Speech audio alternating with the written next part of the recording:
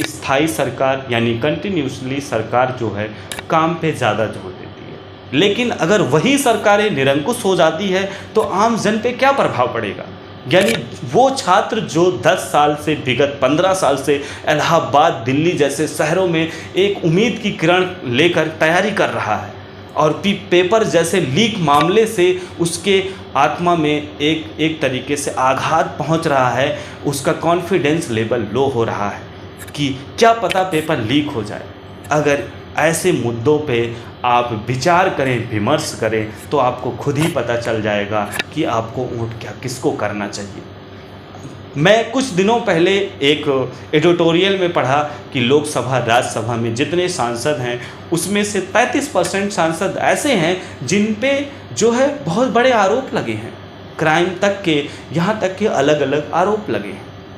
मुद्दा ये नहीं कि आरोप लगे हैं, मुद्दा ये है कि आप संसद भवन में या विधानमंडल, विधानसभा, विधान परिषद में अगर एक गरीब के लिए कोई मुद्दा उठाते हैं तो सरकार कितना अमल करती है और उस मुद्दे पर कितना विचार विमर्श करके कितना उस पर काम करती है। कृषि प्रधान जैसे देश में बहुत से ऐसे बेरोजगार हैं।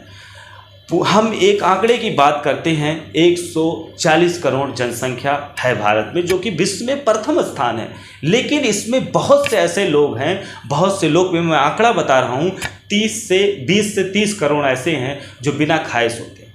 आखिरकार ये कहाँ से लूपहोल हो रहा है। हम कहते हैं आप विकास करिए, लेकिन जो गरीब किसान हैं, जो गरीब तबके लोग हैं, उनके खून से सने हुए, उनके खून पसीने की कमाई हुई ऐसे कुछ ऐसा काम मत करिए कि जो वो अंदर से आहत हों, उनका कॉन्फिडेंस लेवल लो हो।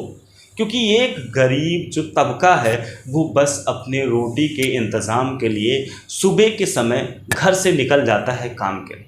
अब काम मिले या ना मिले ये कोई कंफर्म नहीं। तो हम ये आपसे कहना चाहेंगे कि जितने भी सरकारें हैं, जो भी सरकारें आती हैं, हम बस ये कहना चाहेंगे कि सरकार 10 में से बस 8 काम कर दे, 7 काम कर दे, और वो काम ये हो कि गरीब तबके के लोग, यहाँ तक कि जो विद्यार्थी गण हैं, जो विगत वर्षों से तैयारी कर रहे हैं, उनके लिए काम किया जाए। क्योंकि जब शिक्षा का विकास होगा तो देश का विकास होगा।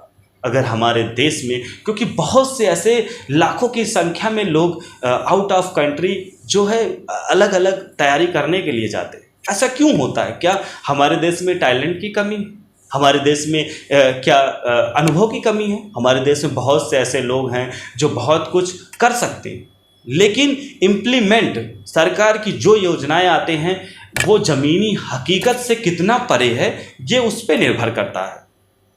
और ये भी निर्भर करता है कि वो जो योजनाएं ला रही हैं वो धरातल पे होने के बाद कितने सुचारू ढंग से चल पा रही हैं।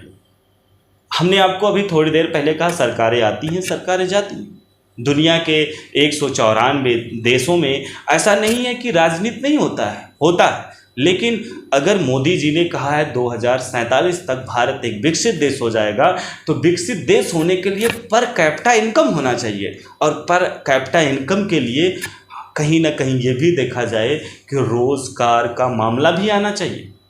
140 करोड़ जनसंख्या में अगर देखें युवा सबसे ज़्यादा है। अगर युवा सबसे ज़्यादा हैं तो रोज़गार की तलाश में होंगे। गरीब जनता है, उसके लिए इस तरीके से काम हो कि वो कंटिन्यूअसली आने वाले विगत वर्षों में हो सके। क्या 5 किलो राशन से क्या आप, अगर एक गरीब परिवार है जिसके परिवार में 5 सदस्य हैं, क्या कोई जॉब मिल पाएगा? जॉब मिलने से कंटिन्यूअसली घर का विकास होगा और उस विकास से आने वाली पीढ़ी का विकास होगा। हम ये नहीं कहेंगे कि सरकार की योजनाएं गलत होती, बट सरकार की योजनाएं इस बेसिस पे होना चाहिए कि लोगों को इस तरीके का लाभ हो कि वो आने वाले समय को कुछ ना कुछ ऐसा दिखे, कंटिन्यूअसली दिखे। बट अगर आप लोग लुभावन यानी चुनाव के दौर पे ऐसा कोई प्रोपोगेंडा लाते हैं और आम जन को यानी विद्यार्थी गण को वो एक चुनाव के बाद कोई लाभ नहीं होता है, तो फिर आम जन क्या करेगा? तो इस पे आपको डिसीजन लेना होगा, और डिसीजन लेने के बाद आपको खुद सोचना होगा कि किसकी सरकार बनानी है, किसकी सरकार नहीं बनानी है। बहुत बहुत धन्यवाद।